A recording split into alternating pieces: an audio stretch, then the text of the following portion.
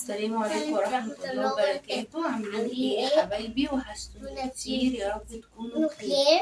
معلش احنا بقالنا فترة مش بننزل فيديوهات عشان عندنا ظروف. عندنا حالة وفاة اخو جوزي وطبعا حماتي مش هتطلع لفترة بقى عشان ربنا يصبرها وربنا يكون في عونها. وادعوا لها بقى ربنا يصبرها على قد غلاوته. وكان عندنا ايام صعبه فما كنتش عارفه ان انا اصور لكم اي حاجه او ان انا انزل اي حاجه. واشتركوا في القناه بقى وتفاعلوا معانا وعايزين نكبر بيكم. يا احلى ناس في الدنيا دي كلها. دوس على احلى صوت في الدنيا دي كلها. احنا طبعا هننزل لكم بقى روتين، مش هينفع ان احنا ننزل دلوقتي خالص عشان الظروف اللي عندنا.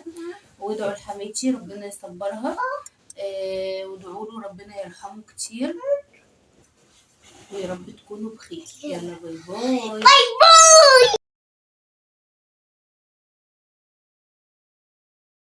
إنا لله وإنا إليه راجعون.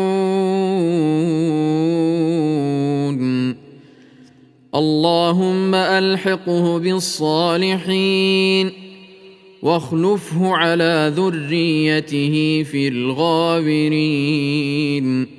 واغفر لنا وله يوم الدين.